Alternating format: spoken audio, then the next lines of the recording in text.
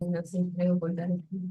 Si pongo acá OK, estamos bien. Y yo creo que no me va a molestar. Si me molesta, bueno, no creo que me moleste.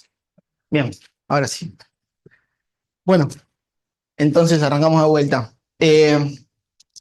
Voy a contar cosas que están dentro de un trabajo que venimos laburando hace tiempo con Dani, Santi Muro, Mietek Mastivo y Andy Defan, Andreas Defan. También voy a mencionar que existe, bueno, no se ve muy bien la foto, un grupo de estudio de análisis armónico abstracto que ha sido de gran ayuda recorriendo este camino. Y por último, una mención especial al gran Pablito Sabonais, que nos estuvimos juntando bastante, me explicó de la teoría de representaciones. Él es, él es mi maestro en la teoría de representaciones. Me enseñó cosas. Eh, entonces, bueno, voy a contar cosas, sobre todo las primeras, que quizás ya usaba en otras charlas, así que el público se renueva. Pero bueno, quizás ya alguien haya visto alguna de estas cosas. Eh, para motivar de lo que vamos a charlar, podemos decir que a todos nos gustan los productos internos, en algún sentido. Quizás amar es demasiado decir, por lo menos eso, nos gustan. Pero ¿por qué? Y bueno, puede haber muchas razones probablemente, pero una de ellas es que cada vez que tenemos un espacio de Hilbert, entonces, y es subespacio de otro, está bien definido su complemento ortogonal. Y además es fácil definir la proyección y su norma es 1, o sea, es todo hermoso ahí. Y en general, si tenemos un espacio de Banach, quizás no tengamos un producto interno, entonces, ¿qué podemos decir de esto? Si tenemos un espacio adentro de otro, podremos proyectarlo, o sea, podremos definir una proyección del superespacio en el de abajo. Y bueno, por ejemplo, si la dimensión del espacio es finita, entonces podemos tratar de imitar lo que hacíamos en el caso de Hilbert, en donde teníamos una base ortonormal, bueno, ahora tenemos una base, agarramos una cualquiera, la completamos, si el otro también, si el de arriba tiene dimensión finita, bueno, y eso define una proyección, pero igual, ahí se encuentra un primer problema que es, ¿qué norma tiene esa proyección, no? Pues hay muchas y seguramente dependiendo de cuál elijamos va a cambiar la norma de la base que hayamos elegido y cómo la completamos, ¿no? Entonces, eh,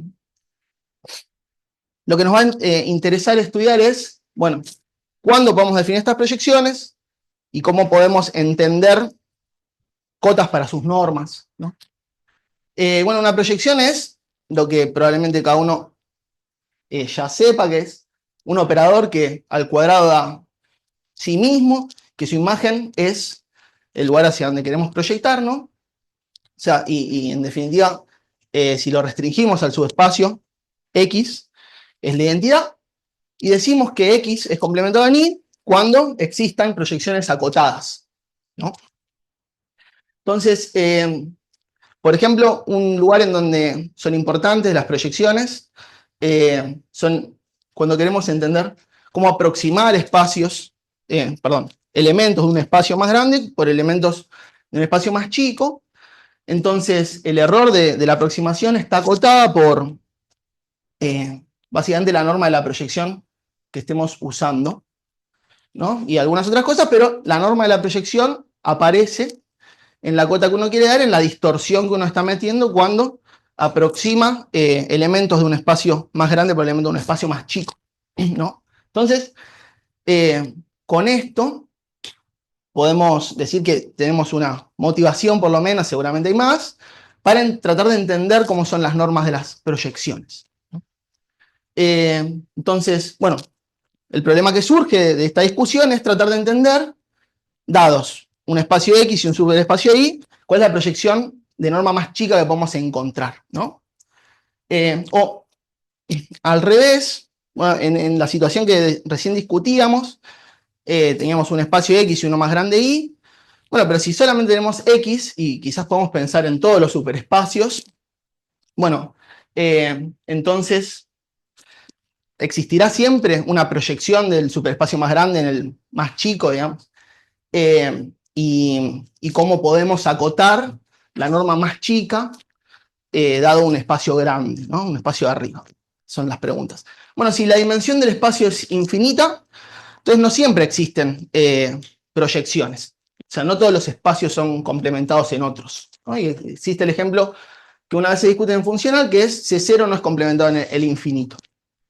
Si la dimensión del espacio es finita, entonces la respuesta es sí. Siempre que tengamos un superespacio, sin importar que sea dimensión finita o no, existe una proyección acotada del superespacio grande en el chiquito, y más aún, podemos tratar de acotar universalmente, esto quiere decir sin importar cuál sea el espacio de arriba, la norma más chica que podamos conseguir. No sé si se entendió esa frase, porque medio que me la dije medio raro. ¿Estamos bien hasta acá? De vuelta, de una. Sí, quiero decir lo siguiente. Bueno, quizás se va a entender mejor ahora, creo. No, todavía no. Entonces lo digo así. Quiero decir, si el espacio tiene dimensión finita, entonces lo que quiero decir es, para cualquier espacio que esté arriba, existe una proyección acotada, ¿no? Y además existe, y ahora una buena cota, que ahora lo voy a discutir con más cuidado, para la norma de esto. Digo, la más chica que uno puede conseguir está bien acotada, y ahora vamos a discutir cómo, o qué podemos poner ahí, ¿no? Y bueno, esto, lo que estoy queriendo discutir es el teorema de Cadet-Noether que existe. Dice que para cualquier espacio de dimensión finita, siempre lo metamos adentro de otro, existe una proyección cuya norma es menor o igual, o por lo menos la podemos hacer tan cercana como queramos, a la raíz cuadrada de la dimensión del espacio. Sí, creo que existe exactamente esa, como dice el teorema de ahí. Bien. Entonces, pero bueno, dependiendo de X, quizás esto sea lo mejor que uno puede conseguir, o quizás en cada ejemplo uno puede conseguir cosas mejores, ¿no? Entonces, acá también quizás ya se trasluce el hecho de que en dimensión finita igual es interesante tratar de entender cómo son las normas mínimas de las proyecciones que podemos estudiar de superespacios en espacios más chicos. Bueno, y lo que dice universalmente uno puede acotarlo por la raíz cuadrada de la dimensión del espacio X, ¿no? Bueno, para hablar con un poco más de propiedad de este asunto, entonces definamos los objetos que más nos interesan, que son las constantes de proyección relativa entre X e Y, es la norma más chica de una proyección de Y en X, digamos, ¿no? O sea, la constante de proyección relativa. Y la constante de proyección del espacio es estudiar la constante de proyección relativa, pero ahora tomar el supremo sobre todos los superespacios que podamos considerar. En definitiva, la constante de proyección del espacio es la mejor proyección que podemos conseguir en el peor de los espacios. ¿Está bien? Sí. Bien, entonces este va a ser nuestro objeto de estudio en una familia grande de ejemplos, digamos X, pero este va a ser nuestro objeto de estudio, la constante de proyección. Bien. Bueno, esto es dicho en términos de que sabemos ahora cómo se define la constante de proyección, lo que dice el teorema de Cadet-Noether, que es que la constante de proyección de un espacio de dimensión finita está acotada por la raíz cuadrada de la dimensión. Esto por citar un ejemplo de espacio estudiado, que digamos, lo estudió mucha gente. Para llegar a ese resultado ahí, laburó mucha gente, y es que la constante de proyección del espacio de Lorentz finito dimensional, digamos, L, R de n, sea la n con la norma de R, ¿no? No, ¿Cómo? no es Lorentz. No es Lorentz. Ah, para mí en mi mente era Lorentz, estoy confundido. Bueno, Lorentz le pone los pesos. Bueno, sí, RN con la norma. claro, o sea, es esto de acá. Sea la n, porque me gusta más C, con la norma R, ¿no? O sea, la norma R de un elemento es la suma de las coordenadas módulo de la R, ¿no? Y bueno, sumando hasta n, porque ahora estamos pensando en C a la n, ¿no? Si C a la n le ponemos esa norma, se llama LRN de Lebesgue, es entonces espacios de Lebesgue. Bien. Y bueno, dependiendo de R, entonces esa constante se porta como n a la, bueno, 1 sobre R, si R es más chico que 2, estoy diciendo bien, o más grande, mínimo, más grande que 2, y bueno, raíz cuadrada de la dimensión, en el otro pedazo que me faltó nombrar, ¿no? Sí. Si fuese R a la N, ¿el N te parecería un 2N algo o es lo mismo? No entendí. C a la N es como si querés como Ah. justamente un R a la 2N. Sí, depende, o sea, cambia en el caso real y en el complejo. En el caso real y complejo te aparece un 2 ahí dando vuelta. Sí, por ejemplo, depende de la paridad de n, en Ok. algún ejemplo. Hay un bulito ahí, el 2 se lo come el bulito. Y puede ser de uno. No, pará. Hay un tema. Ah, Es más sutil. Mm. Es verdad que son isomorfos como R espacios vectoriales, pero si vos querés proyecciones C lineales, es bastante te da otra. O sea que, pero que siempre asintótico no es el mismo. no. Ah, Es re loco eso, pero bueno, vamos a ver. hay ejemplos donde no. Porque justamente, Claro, o cuando sea, lo puede mirás ser- como R espacios vectoriales, admitís proyecciones Claro. R lineales. Ujú.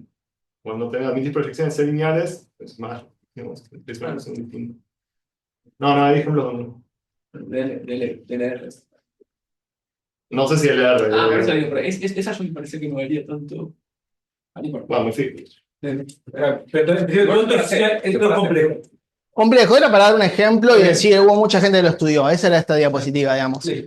Pero además, quería esta diapositiva de acá es para decir, bueno, en los casos en que R era 1 o 2, esto se consigue con esto de acá, que se llaman, o que llamemos de ahora en más, fórmulas integrales. O sea, Grunbaum y después Rutowitz lo ayudó a completar el asunto, pudieron dar formas de calcular la constante de proyección a través de calcular ciertas integrales. ¿Está bien? Bueno, y eso entonces después uno puede, de esas integrales, tratar de estudiar su comportamiento asintótico cuando n crece, digamos, ¿no? Y de esa manera se consigue esto acá. Ese rulito, cosa que no expliqué, y disculpa por eso, significa que esto está acotado por una constante universal, por esto de acá, por arriba y por abajo, ¿no? Bien. Bien. Entonces, bueno, hablemos de polinomios porque nos va a interesar estudiar espacios de polinomios. Bueno, un monomio es agarrar z, un vectorcito z1 hasta zn, y elevarlo a una potencia que es un multiíndice, ¿no? Y, bueno, si alfa es alfa 1 hasta alfa n, entonces z al alfa es z1 al alfa 1 y hasta zn al alfa n. Me delata mucho esto, tremendo. Tengo que ir a hacerme ver porque no tengo pulso. No, entonces es un ejemplo para entender cuáles son los monomios, ¿no? El grado de un monomio es sumar cada una de las potencias en el multiíndice, ¿no?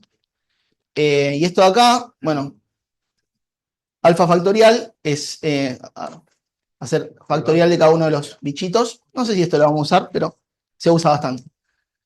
Entonces, un polinomio es básicamente una combinación lineal de monomios y el grado del polinomio es el más grande de los grados de los monomios. ¿Está bien? Y bueno, entonces, a partir de familias de índices podemos definir familias de polinomios. Bueno, los polinomios de grado menor o igual que m van a ser aquellos para los cuales, digamos, aparezcan esta escritura lineal, los monomios cuyo alfa, digamos, tiene grado hasta m, ¿no? Y, por ejemplo, los m homogéneos son en donde aparecen aquellos que tienen grado exactamente m, ¿no? Son los polinomios m homogéneos, ¿no? En C a la n en este caso. Podemos darle estructura de espacio de Banach dándole la norma del supremo sobre la bola del espacio que estemos considerando, ¿no? O sea, si tenemos un espacio de Banach, entonces le podemos dar una norma al espacio de polinomios a través de considerar la norma del supremo de los polinomios en la bola del espacio, ¿no? Está la estructura de espacio de Banach. Y entonces en ese caso, por ejemplo, los polinomios m homogéneos los notamos de esta manera, diciendo que, bueno, la estructura de espacio de Banach viene dada por la bola del espacio este de acá, ¿no? ¿Bien? Los monomios, bueno, acá saltó la ficha de que estuve traduciendo, pensé que había traducido, ¿se dice? Todas las diapositivas, pero se ve que no. Son una base de los polinomios, ¿no? Bueno, y eso entonces dice cuál es la dimensión del espacio. Entonces podemos considerar conjuntos de índices y así definir espacio de polinomios dados por esos conjuntos de índices, ¿no? O sea, solo sumamos en los monomios dados por el índice S, es el espacio polinomios soportado en J, digamos. La norma es la misma, ¿bien? Entonces, la base va a ser la dada por ese conjunto de índices. Entonces, el objetivo de la charla es discutir sobre cómo entender las constantes de proyecciones de espacios de polinomios u otros espacios relacionados, entender el comportamiento asintótico cuando la cantidad de variables tiende a infinito en general, o a veces el grado de homogeneidad, depende, pero la cantidad de variables es en mi mente lo que más importa, las dos cosas son importantes, depende del momento, cómo se levante uno ese día. Y eso lo vamos a hacer dando fórmulas integrales para esos espacios y después entonces, a partir de esas fórmulas integrales, uno puede entender el comportamiento asintótico, ¿no? Bien, entonces, ¿pero por qué me dijiste que ibas a charlar si la charla se llamaba teoría de representaciones y nunca hablamos de teoría de representaciones? Bueno, ya va a llegar, digamos, ¿no? No quería venderles pescado podrido, pero ya va a llegar. Entonces, para entender un poco, empecemos entendiendo un ejemplo, que es el que empezamos a entender con cuidado cuando empezamos a estudiar estas cosas, que lo estudió Rudin, y es polinomio sobre L2n, ¿no? Rudin, bueno, acá hay más gente, digamos, Rill y Woltaski también. Ellos dijeron que la constante de proyección de los polinomios M homogéneos sobre el Hilbert n-dimensional, digamos, complejo, la podemos calcular a través de esa fórmula integral que está ahí. Por ahí un poquito más picante que las que habíamos visto, pero es la misma idea, o sea, la integral de algo. Bien, bueno, y eso si uno lo estudia, entonces puede entender, conseguir una fórmula exacta a través de las funciones gamma, decir, bueno, la constante de proyección para el espacio de polinomios M homogéneos sobre el Hilbert n-dimensional es ese producto de gamas que está ahí. ¿Bien? Bien, discutamos algunas ideas de cómo uno llega a esta conclusión, medio sobrevolando, pero yendo en dirección hacia la abstracción y para poder entender otros ejemplos nuevos. Algo importante, una herramienta fundamental en esta familia de ejemplos, o en general, digamos, es una propiedad de universalidad, es que si tenemos un espacio topológico Hausdorff y X es un espacio de dimensión finita que es isométricamente isomorfo a un subespacio de SDK, entonces la constante de proyección del espacio, no relativa sino de todo el espacio, es calcular la relativa de haber visto a X como metida dentro de CDK, y bueno, no hay que mirar ningún otro superespacio, ¿no? Con CDK alcanza como el superespacio universal, digamos, ¿no? No hay que mirarlo metido en ningún otro lado para entender la constante de proyección. Y bueno, nuestros ejemplos son felices porque si pensamos en espacios de polinomios en general, bueno, los polinomios definidos en espacio de Hilbert dimensional son funciones continuas en la esfera, ¿no? Por decir algún lugar, y esa inclusión es isométrica, o sea, la forma que tenemos de dar la norma acá es considerar el supremo sobre la bola, pero en realidad es el supremo sobre la esfera, digamos, es lo mismo, con lo cual la norma de este espacio coincide con la norma definida acá, y esto ya sucede, con lo cual si queremos calcular la constante de proyección de los polinomios semi-homogéneos o de cualquier subespacio de C de K, entonces no tenemos que mirar otro superespacio, sino que metidos adentro de CDK era el mejor lugar donde estar parados, o el peor, digamos, ¿no? Es el que tiene constante de proyección más grande. Exactamente. Exactamente. O sea, entendiendo ese ejemplo, se entienden todos los demás, o podemos acotar todas las demás. Bien, entonces. Bueno, ahí donde diga L infinito, bueno, en este ejemplo es lo mismo, pero piensen que son las continuas, porque error de tipeo de querer cambiar las formas en las que decían las cosas, acá debería ser las continuas. Entonces lo que necesitamos para entender la constante de proyección relativa del espacio de polinomios n homogéneos en las continuas de la esfera es entender cuál es la mejor proyección de uno en el otro, ¿no? Consideremos una proyección que, bueno, al final de cuentas, si uno recuerda el enunciado de Reed y Wojtowski que mostramos antes, esta va a ser la mejor, pero bueno, esta es en principio una. Si agarramos una función continua cualquiera y hacemos esta cuenta de acá, que es básicamente calcular la transformada de Fourier, digamos, en algún sentido, hacer el producto interno de la función contra el conjugado del monomio. Producto interno quiero decir la integral que está acá. Eso lo ponemos como coeficiente de zeta a la alfa. Básicamente, bueno, esto de ahí. Esto es un polinomio, ¿no? Entonces, seguro que esto es una función lineal que manda f en los polinomios, o sea, las continuas en los polinomios. Y además, es una proyección básicamente porque si hacemos el producto interno entre dos monomios, eso da 0 o la norma, digamos, son ortogonales. Eso, al final de cuentas, termina diciendo que es una proyección esto que está acá. Pero, ¿será esta la mejor de todas las proyecciones, la que tenga norma más chica? Bueno, no sabemos. Pero podemos pensar en lo siguiente que, digamos, nos acerca. Voy a decir esto. Tenemos una proyección. La idea que vamos a discutir ahora es la siguiente, ahora igual lo vamos a discutir a poco. Si queremos conseguir una mejor, quizá lo que podemos hacer es promediarla de cierta manera, digamos. Y la forma de promediarla en este caso, digamos, dado una proyección cualquiera, como tenemos la acción del grupo unitario en la esfera del espacio de Hilbert, digamos, que eso es explicar, ¿no? Si aplicamos una matriz unitaria a un vectorcito de norma 1, después tiene norma 1 de vuelta, entonces eso actúa en la esfera, ¿no?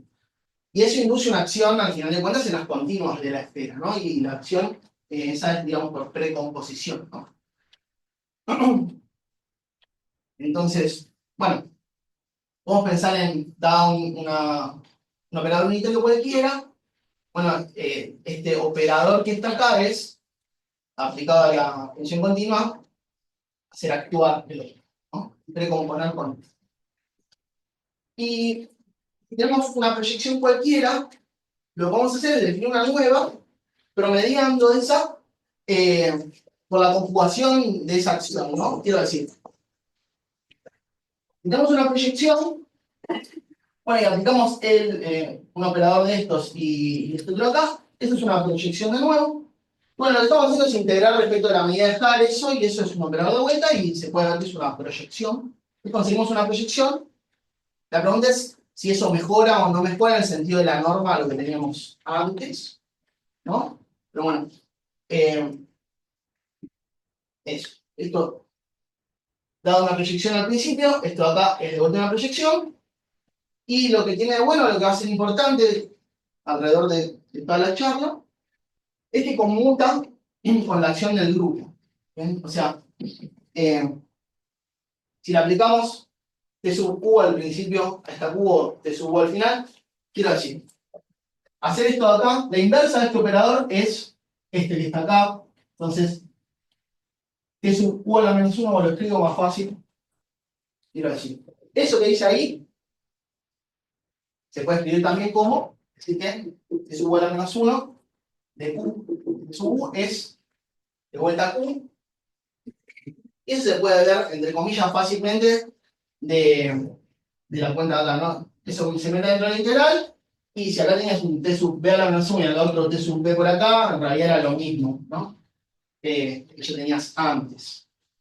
Y lo que también vale es que la norma de Q es más chica que la norma de P, o lo sumo igual, y eso básicamente es porque esos operadores T sub U tienen norma 1 todos, porque eran operadores unitarios que teníamos al principio. Entonces eso mejora la norma y eso es algo bueno. Bueno, entonces, Rudin probó que si una proyección cualquiera conmuta con la acción de Q sub n en el sentido de recién, entonces esa tiene que ser la proyección que habíamos definido desde el principio. Entonces, observen una cosa. Si arrancamos una proyección cualquiera, haciendo esta manganeta, consideramos una proyección de mejor norma. Pero quizás exista una proyección con mejor norma en otro lado. Bueno, que sea la única que conmuta con la acción del grupo y sabiendo que esta lo hace, garantiza que en realidad la mejor de todas es esta. O sea, no vamos a llegar a cosas distintas si aplicamos esto muchas veces en algún sentido. Digo, que sea la única que conmuta con la acción del grupo, entonces prueba básicamente que es la mejor de todas las proyecciones. Bueno, entonces lo que queremos hacer ahora es analizar un poquito la situación para aplicar otros ejemplos. Vamos a dar algunas definiciones. Si tenemos un grupo topológico, decimos que actúa en I a través de T, y básicamente T es un morfismo de grupos de G en los operadores de I. Bueno, si es un morfismo de grupos, este tiene que ser un grupo, van a ser inversibles estos, ¿no? Bueno, y tiene que cumplir estas cuestiones de acá, y además estos mapas son continuos. Si estas son isometrías, entonces decimos que actúa isométricamente, y decimos que un operador conmuta con la acción si pasa esto acá, ¿no? Que S de T sub G es T sub G S para todo G, para todos los elementos, ¿no? Un espacio se dice que invariante, si básicamente cuando le aplicamos la acción de cualquier elemento del grupo al espacio, eso cae dentro del espacio. Bien, entonces, lo que vale es lo siguiente. Si tenemos I y adentro de I, perdón, tenemos un espacio X que sea complementado de una proyección cualquiera, ponemos una proyección cualquiera, entonces, si que es un grupo compacto que actúa isométricamente en I a través de T, y X es un espacio invariante, esto acá es una proyección, conmuta con la acción del grupo, su norma es más chica, y en el caso en el que haya una única proyección que conmuta con la acción del grupo, entonces esa que estamos teniendo acá, a partir de cualquier otra, es minimal, y en definitiva lo que dice eso es que la constante de proyección relativa de X en Y es la norma de esa. ¿Está bien? Bien. ¿Vamos bien acá? Bien. Bueno, volviendo al ejemplo, digamos, quizás ya lo dije rápidamente a esto y tenía que esperar a este momento para decirlo que se entienda mejor. Tomando el espacio X como los polinomios y como las continuas, debería decir acá, de la esfera, y G el grupo unitario.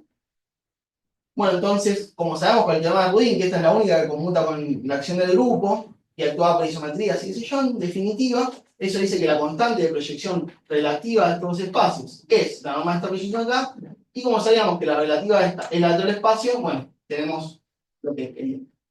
Lo que habíamos dicho que era. Bien.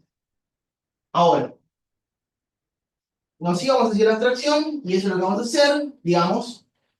Lo que queremos hacer es agarrar ejemplos, tratar de abstraernos lo suficiente para después poder caer en ejemplos nuevos, digamos, ¿no? Traté de hacerme el artista y no se me salió, pero quiero decir, todos esos bosques, este ejemplo de acá y esto de acá, se parecen en algún sentido a este. Bueno, no sé, para remojar el cerebro un instante. Pero digo, ahora vamos a ir hacia la abstracción, pero esa abstracción no es sin sentido, sino que nace de querer entender ejemplos buenos. Entonces, definiciones. Si tenemos un espacio topológico compacto y Hausdorff, y G, un grupo topológico compacto y Hausdorff, entonces decimos que K es un G espacio, básicamente si existe un morfismo de grupos de G en los homeomorfismos de K, y eso, acá, esto quizás para hacer morfismo de grupo debería estar al revés, se puede de las dos maneras. Cuando hicimos las cuentas lo usamos así, esto es como contravariante, ¿no? Y para el morfismo de grupo debería ser ¿O variante? Opción a derecha.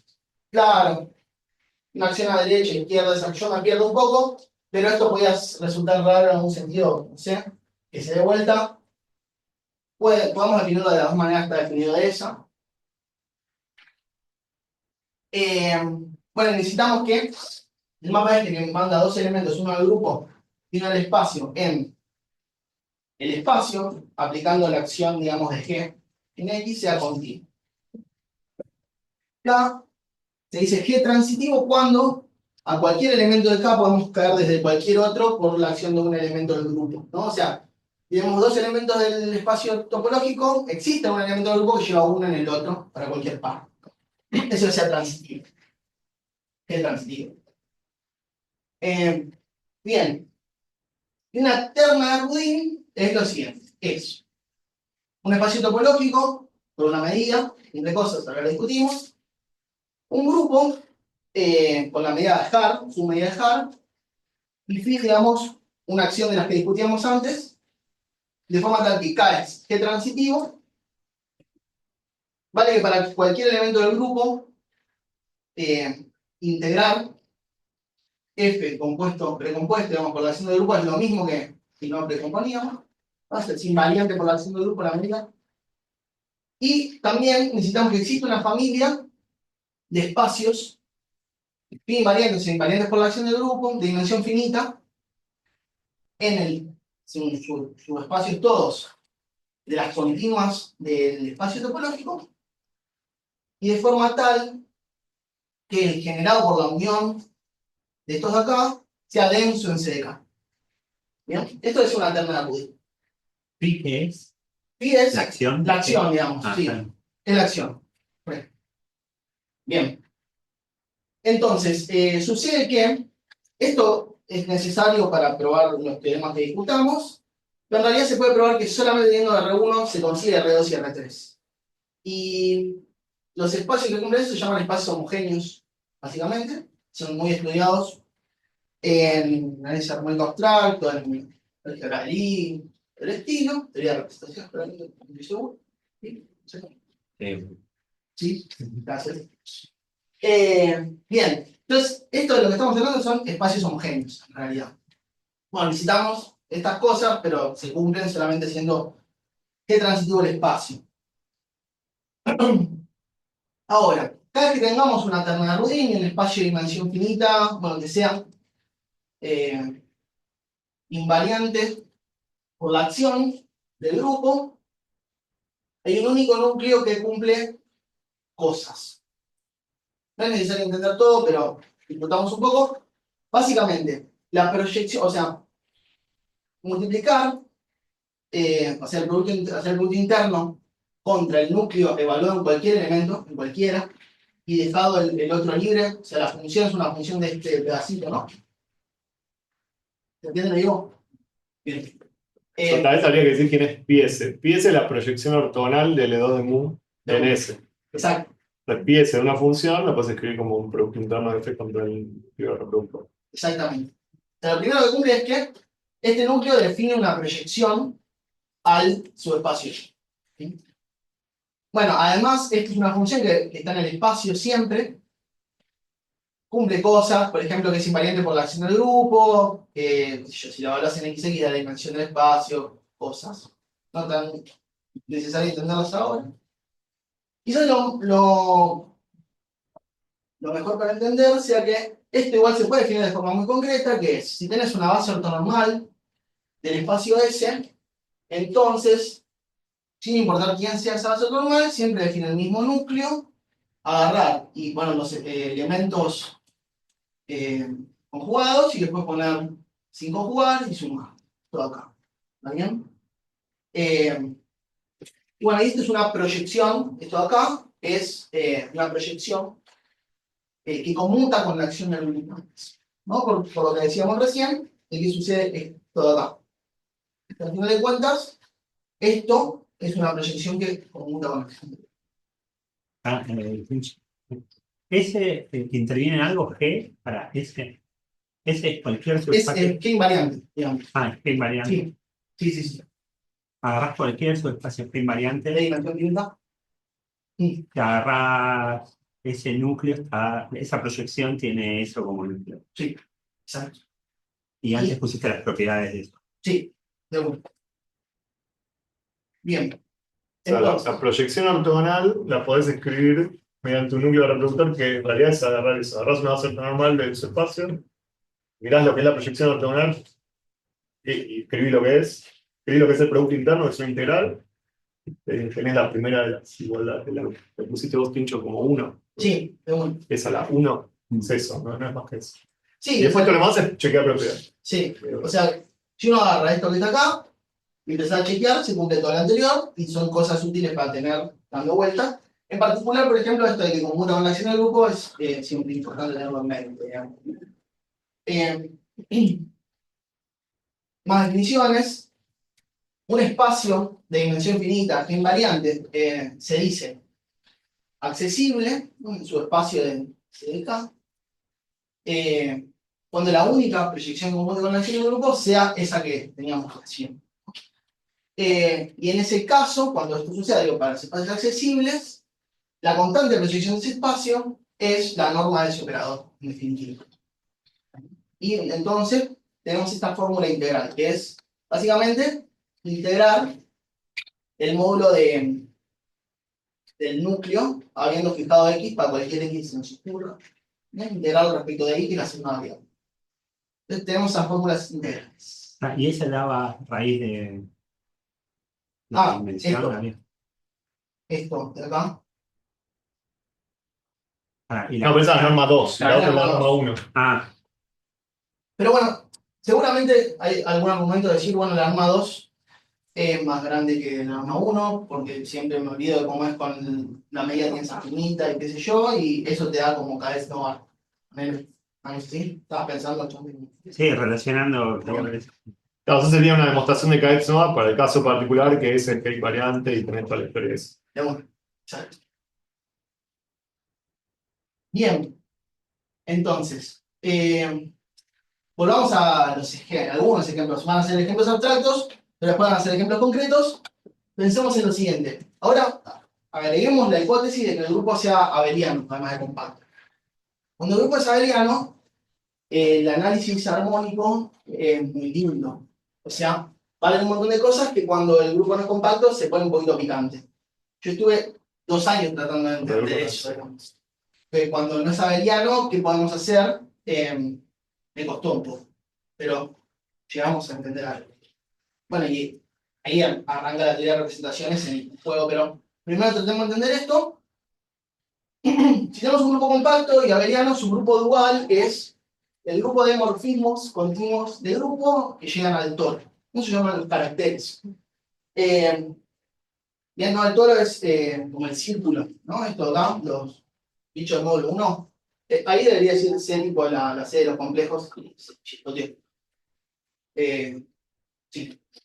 Bien, y si tenemos una función de L1 del grupo, entonces se define su transformada de Fourier de esta manera. Y bueno, eso que se iba a ver algo que no es, pero la transformada de Fourier es eso. La transformada de Fourier es una función que es continua en el grupo dual y cada vez que la evaluamos en el grupo dual es, bueno, hacer esta integral de acá, esto está fijo, ¿no? Y lo que hacemos es promediar sobre el grupo original que tenemos. Entonces, si tenemos un grupo compacto abeliano, ahí debería decir, y me lo olvidé, y su conjunto finito de caracteres, o sea, de elementos del grupo dual, definimos el espacio de polígonos trigonométricos sobre E como básicamente las combinaciones lineales de esas cosas. ¿No? Entonces, un polinomio trigonométrico es algo así, ¿no? Y justo los coeficientes uno puede darse cuenta de que son agarrar la transformada de Fourier y evaluarla en los elementos. Si E es todo el grupo, porque bueno, necesitamos que sea finito, pero bueno, si el grupo es finito puede pasar, solamente denotamos como polinomios trigonométricos sobre todo el grupo. Entonces, nos habíamos olvidado por un instante las ternas de Rudini, estamos hablando de grupos abelianos, pero podemos mirarlos a través de ese cristal, digamos, cada vez que tenemos un grupo abeliano, podemos definir una terna de Rudini que sea la siguiente. El grupo en cuestión va a ser el grupo, el espacio topológico en cuestión también va a ser el grupo, y la acción va a ser la acción de multiplicar de toda la. Entonces esto da una alternada transitivo, y pasan cosas. Hay un teorema que se llama Peter-Weyl, que dice básicamente que los caracteres, los elementos del grupo dual son una base ortonormal de L2 del grupo, eso da como el R3, que necesitamos su espacio de dimensión finita. Estoy hablando en el aire, pero bueno. Como las termas de Rudin cumplían cosas, pero solamente necesitamos la G transitividad para que las cumplan, bueno, la G transitividad se ve fácil acá, digamos. La cumplen. Y se puede ver, digamos, que si tenemos un grupo convertido abeliano, entonces todos los espacios de dimensión, su espacio de dimensión finita de las continuas en el grupo son, que sean G invariantes, son accesibles. Y en definitiva, eso lo que da es una fórmula integral para todos estos espacios de polinomios trigonométricos, y que es agarrar el núcleo. Se puede expresar en términos de los caracteres que definen al subconjunto que estamos agarrando, y entonces la constante de proyección de estos espacios es esta integral que está acá, la gamma L1 es la suma de los caracteres. Una observación que puede ser útil es la siguiente. Bueno, es esta integral. ¿Esta integral qué es? Bueno, es una norma L1. Y además es una esperanza, porque es una medida de probabilidad, la medida de Hartzim, ¿no? Y eso va a ser muy útil cuando uno efectivamente quiera entender esto. Hay argumentos probabilísticos que uno puede entender para calcular cómo es el comportamiento asintótico cuando n tiende a infinito, por ejemplo, o cuando la dimensión del espacio tiende a infinito, en ejemplo. Entender que eso es una esperanza muchas veces es útil, porque usa el teorema de Slutsky, que ni me acuerdo, pero en prueba se veía. Cosas, ¿no? Si está acotado los momentos y tienen distribución, no sé. Es importante el punto de vista probabilístico, y por eso lo resalto en este instante. ¿Bien? Y una observación, no sé si trivial o no, me parece que no trivial, interesante de hacer también, es que al final de cuentas lo que sucede es que la mejor proyección en estos subespacios de polinomios trigonométricos, que son bastante generales cuando uno piensa en continuas de grupo, la da la transformada de Fourier. O sea, la transformada de Fourier de toda la vida, entre comillas, era la mejor de las proyecciones que conocemos. Bien. Entonces, volviendo a los ejemplos. Hablamos de grupos en general, pero si el grupo es el toro enésimo, bueno, entonces, el grupo dual son, digamos, los multiíndices. En realidad, digamos, cada elemento del grupo dual evaluado en Z es Z a la alfa, se están caracterizados por los multiíndices. Y en definitiva, el espacio de polinomios trigonométricos no es otra cosa que el espacio de polinomios en el infinito de los que discutíamos al principio, ¿no? Y acá, digamos, esto es isométrico. Cuando uno estudia constante de proyección, entonces uno tiene dos espacios que sean isométricos, van a tener la misma constante de proyección en definitiva. Y esto nos permite entonces, por ejemplo, dar esta caracterización acá, la constante de proyección de espacio de polinomios en algún subconjunto de multiíndices, está dado por esta fórmula integral. Que básicamente, como estos eran los caracteres, ¿no? Y uno para atrás, aquí tenemos esto de acá. Bueno, cuando los caracteres son Z a la alfa, digamos, entonces, perdón, conseguimos esto de acá, y entonces podemos entender cosas, por ejemplo, que la constante de proyección de un subespacio de estos, cuando el grado sea m, bueno, se puede contar de esta manera, en algún sentido, si a uno no le importa m, pues está fijo, entonces, y si le importa n, qué sé yo.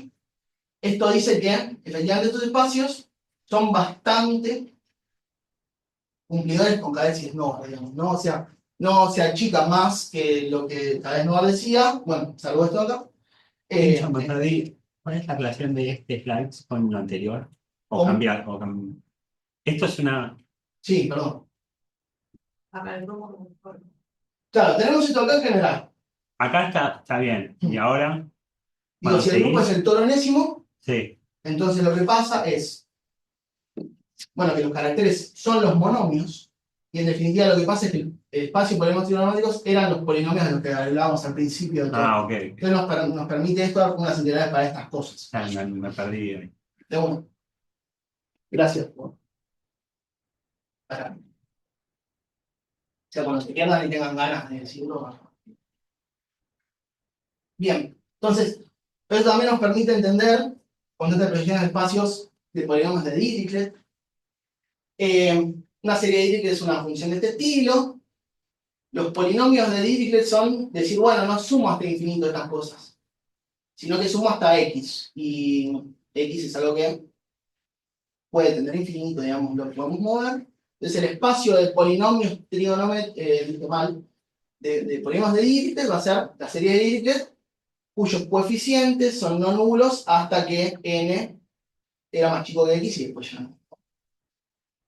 Y de alguna forma misteriosa, que no voy a discutir tanto en este momento, ese espacio puede ser identificado con el espacio de polinomios trigonométricos, que igual sí voy a discutir un instante igual. Y entonces nos permite dar esto de acá. La constante de proyección de los polinomios de Dirichlet, cuando x tiende a infinito, se porta como esta cuenta. Y eso es gracias a que teníamos esa fórmula y que alguien había publicado que uno podía hacer esta cuenta, digamos, porque hay que hacer las cuentas, y como alguien la había hecho, gracias a eso pudimos entender, ¿no? O sea, lo que decía nuestro teorema es esto de acá se sabe, digamos, no era difícil de verlo. Bueno, pero alguien había calculado esto, ¿no? Y entonces la constante de proyección de ese espacio tiene este comportamiento así. Cuando decís comportamiento asintótico, ¿es que tiende a uno el cociente? No, El que está cociente acotado está por- acotado, sí, que es uno acotado. grande en ambos sentidos. Exacto. Bien, en este caso, sí, y por decir un ejemplo más, podemos considerar funciones booleanas, esas son funciones que toman valores en el booleano, o sea, n lugarcitos en donde puede haber un 1 y un menos 1, o un 0 o un 1. Y también, entonces, podemos considerar, bueno, existen unos monomios ahí dando vueltas, que básicamente son los caracteres del grupo, y podemos definir los polinomios booleanos de homogéneos, que es decir, bueno, considero, esto es agarrar algunas de las variables, ¿no? O sea, de las cajitas, y multiplicarlas, digamos, sus valores más y menos 1, son los monomios, ¿no? Perdón, por acá. Y consideramos las funciones que son combinaciones lineales de monomios que tengan de esas variables, si son polinomios homogéneos, hasta d de grado igual que d, y eso, nuestras herramientas nos permiten dar esta forma integral y en definitiva entender cosas de este estilo, donde acá las constantes por arriba y por abajo son alguna constante universal y con exponente d. Y se puede mejorar esto, digo, enuncié esto de acá por decir algo, pero digo, nos permite entender este ejemplo también. Ahora, yo no sé qué es, pero, y ya se acerca la teoría de representación. Si queremos entender este ejemplo que está acá, que es los operadores en el espacio Hilbert n-dimensional, y por ejemplo, bueno, entender cosas que tengan que ver con este espacio, su constante de proyección, a ser mejor, lo que sucede es que este ejemplo es fuertemente no conmutativo, ¿no? Entonces, lo que teníamos hasta recién no nos va a servir porque el grupo en cuestión era conmutativo. Entonces, podemos querer entender, por ejemplo, ¿no? Estos son los operadores en el Hilbert n-dimensional, la norma es la norma del supremo sobre la ola. También está este espacio que es los operadores pero dotados de la norma P-Yaten, que es decir, agarro el operador módulo, lo elevo a la P, le calculo la traza, 1 sobre P, ¿no? O sea, la norma P de los valores singulares. Eso es bastante estudiado. Cuando P es infinito eran los operadores de toda la vida. Cuando P es 2 es un espacio de Hilbert, cuando P es 1 se llama la clase de traza. Entonces, por ejemplo, se puede entender que la constante de proyección de los operadores usando técnicas de normas tensoriales, es esto que está acá. Usando que cuando P2, la clase de Jatten, se llama espacio de Hilbert-Schmidt, es un espacio de Hilbert y, bueno, por ejemplo, el primer ejemplo que veíamos, que tuvieron Brill, Wojtacki y Rudin, digamos, el primero de todos, servía para entender cosas en espacio de Hilbert. Bueno, eso dice lo que está acá. Y en particular uno puede entender el comportamiento sintótico. Ahora sí en el sentido del límite. De esta vez. Y bueno, Gordon y Lewis habían dicho, bueno, la clase de traza, eso es tomar la traza de los valores singulares como norma, tiene constante de proyección acotada por arriba y por abajo por m. Pues modificando la estrategia que habíamos usado para el primer ejemplo que vimos con más o menos cuidado, y en definitiva, tratando de mirar a través de las ternas de Rudin, esta historieta, uno no puede entender que, bueno, las clases de Jatten son el dual de los espacios de operadores, pero el dual de los espacios de operadores son los polinómicos homogéneos. Ahora vamos a discutir un poco más adelante, se va a entender. Uno puede tratar de entender esto, y en definitiva llegamos a esto de acá, esta fórmula integral, la constante de proyección de la clase de traza dimensión n, es n por promediar el módulo de la traza de los operadores unitarios, y usando técnicas probabilísticas uno consigue esto de acá, que su comportamiento sintótico es raíz de pi sobre 2. Pero bueno, para hacer esto, en principio nosotros tomamos un camino, pero hay otro que me permite entender más ejemplos, que es entender la teoría de representación. Ahora sí, llegamos. ¿Qué es la teoría de representación? Algunos elementos básicos de la teoría de representaciones. Bueno, tenemos un grupo compacto, en este caso no necesariamente abeliano, solo que ganamos perdiendo simplicidad. La representación unitaria es un par de cosas, que es un morfismo de grupos y un espacio de Hilbert, y el morfismo de grupos va del grupo con el que arrancamos a los operadores unitarios y el espacio de Hilbert. Decimos que esa representación es finita si su dimensión es finita, decimos que es irreducible si no existe ningún subespacio no trivial que sea invariante por la acción del grupo. El carácter de la representación es una función continua y es agarrar y tomarle traza a la representación en el elemento, ¿no? Y esto va a tomar el lugar de los elementos del grupo dual antes cuando teníamos el caso abeliano. Ya cuando el grupo es abeliano, lo que pasa es que las representaciones son de dimensión 1 y estas cosas básicamente se pueden entender como morfismo del grupo en el toro y eran los elementos del grupo dual anterior. Entonces esto generaliza esa situación.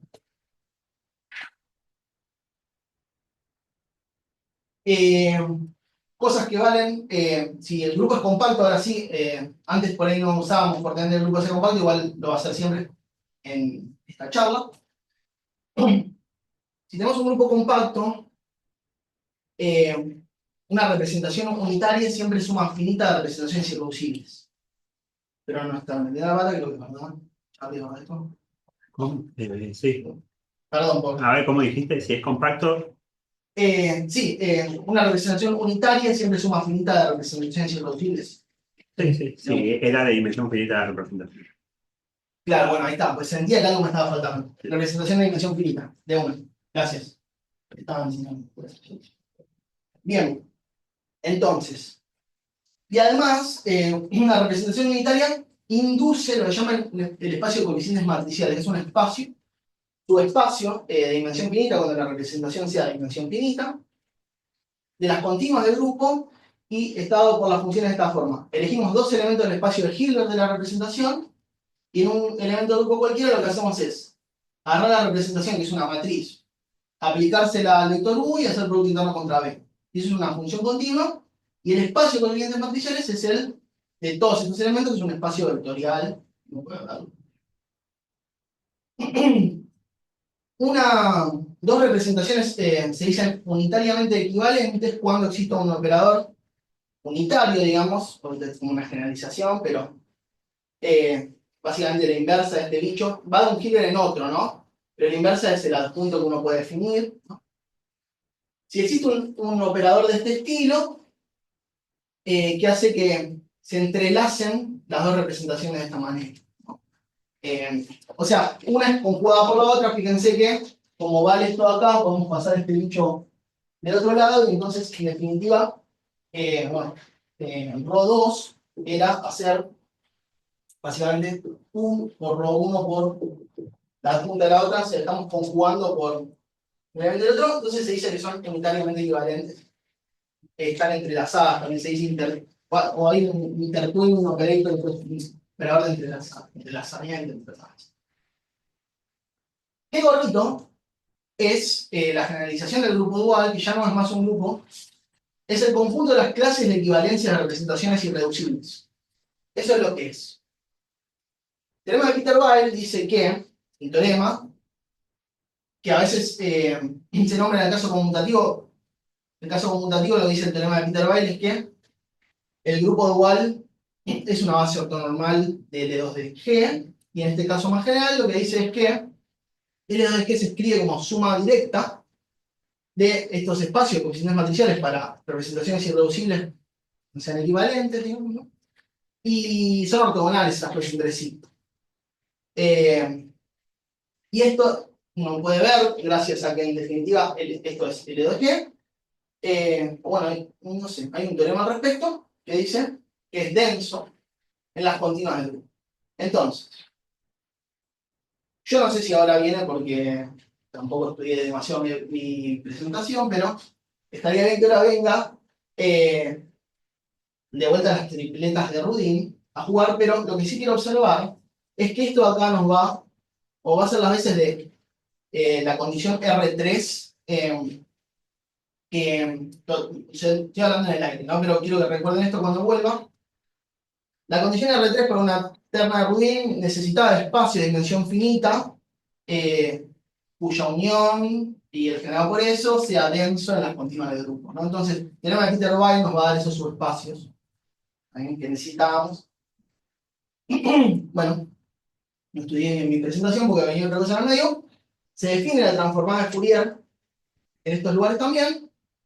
Del siguiente modo, ahora, la transformada de Fourier se evalúa en clases de equivalencia y es un operador. Y es el operador que conseguimos por promediar lo que vale la función en un elemento del grupo por el operadorcito este, una matriz, ¿no? Va a estar conjugado, pero es una matriz. Estamos sumando muchas matrices, pero eso es una forma integral. El promedio es un operador al final de cuentas. Esta es la transformada de Fourier en el caso de grupos no compartidos. Y vale la fórmula de inversión, en definitiva, podemos escribir a cualquier función como una cuenta de sus, que depende de la transformada de Fourier evaluada en representaciones irreducibles, perdón. Y eso, digamos, Voland dice que es esto de acá, ¿no? Y también lo explica. Esto vale. Esto es que este en definitiva se puede escribir como convolucionarlo con los caracteres de las representaciones irreducibles. Entonces, bueno, ahora sí, terna de Rudin. Teníamos nuestro grupo, pero lo podemos pensar a través de esta unidad de las ternas de Rudin, del siguiente modo. Pensamos que el grupo en cuestión ahora no es el original, sino que es el grupo por el grupo, y la medida de estar es la medida producto, ¿no? El espacio topológico en cuestión es el grupo con el que arrancamos, y la acción es esta de acá, digamos, de conjugación esta. Que probablemente haya más de una forma de actuar que uno puede tratar de usar para entender estas cosas, pero bueno, usamos esto. Esto es una terna de Rudin, y bueno, que sea transitivo no es tan difícil de ver. Lo que necesitamos que valga es que la medida en el espacio topológico en cuestión sea invariante por la acción del grupo. Eso básicamente vale porque el grupo es compacto y entonces es lo que llama unimodular, o sea que la acción a derecha e izquierda es perdón, la medida de estar a derecha e izquierda es la misma. Eso permite ver que tenemos esa propiedad, la R2. La R3 es el teorema de Peter-Weyl, es el que tenemos su espacio de dimensión finita que nos permiten describir de forma densa a las continuas del grupo. Bueno, lo que pudimos probar que igual llevó trabajo y fue no trivial, pero probablemente quizás alguien que sepa teoría de representaciones ya lo sabía, no estoy seguro, es que los espacios accesibles, o sea, aquellos para los cuales la única proyección conjunta con la acción del grupo era la dada por el núcleo reproductor, son básicamente sumas directas de espacios de coeficientes matriciales, finita la suma, ¿no? Entonces tenemos un conjunto finito de estas clases de equivalencias, de representaciones irreducibles no equivalentes entre sí. Consideramos la suma de sus espacios de coeficientes matriciales, esos son los accesibles, y además, lo más fácil de decir es que sean G por G invariantes. Los espacios de dimensión finita G por G invariantes son todos accesibles y así. Y además, bueno, el núcleo, debería tocar así, dice, bien. El núcleo, en un elemento cualquiera, en este caso ponemos la identidad, porque eso hace que las cosas sean más fáciles. Es básicamente esto acá, donde de su ρ es la dimensión del espacio de Hilbert de la representación. Esto acá es el carácter de la representación. Este es el núcleo reproductor. Y en definitiva lo que vale es que los de proyección de estos espacios coeficientes matriciales tiene esta fórmula integral, ¿no? Esto varía en general para espacios accesibles en términos del núcleo. Bueno, como el núcleo es este, tenemos esto. Y en términos de estas interpretaciones, que me parecía interesante dar, bueno, la esperanza de esto que está acá, o la norma L1 de esto que está acá, esto es, al final de cuentas, el carácter de la representación. Bueno, no quiero. No. Bien, vale. Y de vuelta, entonces, la mejor de todas las predicciones es la transformada de Fourier. O sea, la fórmula de inversión se definía a través de la transformada de Fourier. O sea, una función se escribe como descomponerla en función de todas las representaciones irreducibles. Cuando me quedo con poquitas de ellas, eso lo que está haciendo es proyectar, en definitiva. Bueno, la mejor de todas las proyecciones es la que viene dada de esa manera. Entonces, volviendo a la clase de traza, yo no sé si me quedan unos minutos. No. Listo. Eso es todo. No sé, como quieran. Si no me quedan unos minutos, ya está. ¿Te queda un minuto? Si me queda un minuto. No. Mirando el grupo, que sea los operadores unitarios, si miramos la representación trivial, que dice, bueno, mirar el grupo metido dentro de sí mismo, básicamente. Entonces, eso permite, dado que el espacio de coeficientes matriciales de esa representación es la clase de traza, decir que la constante de proyección de la clase de traza es esto que está acá. Bien. Y, bueno, esto se puede aplicar a otros ejemplos. Y esto es interesante porque, básicamente, estas representaciones, que es decir, bueno, el grupo, mirar las unitarias de los polinomios sobre el grupo, que básicamente actúa por precomposición. Sus espacios de coeficientes matriciales son básicamente los polinomios m homogéneos en los operadores del n-dimensional, y eso permite también entender esto que está acá, y cuando uno se pone a hacer cuentas, en algunos ejemplos consigue cosas, cuentas que no cuento, pero, por ejemplo, para el caso 2 homogéneo, vale esto. Y está, ahí sí esto.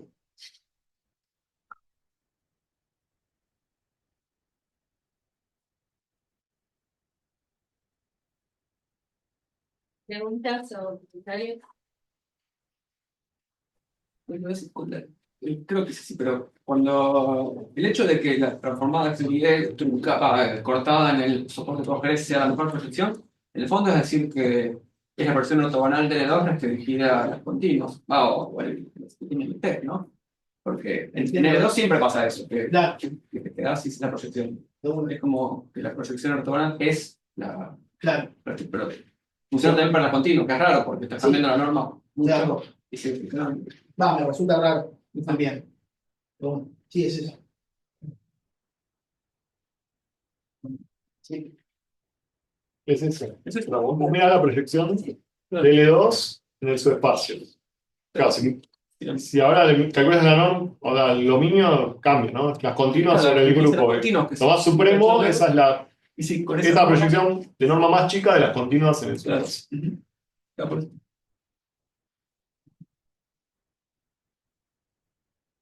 ¿Alguna otra pregunta? Si no hay más preguntas, agradecemos a Martín.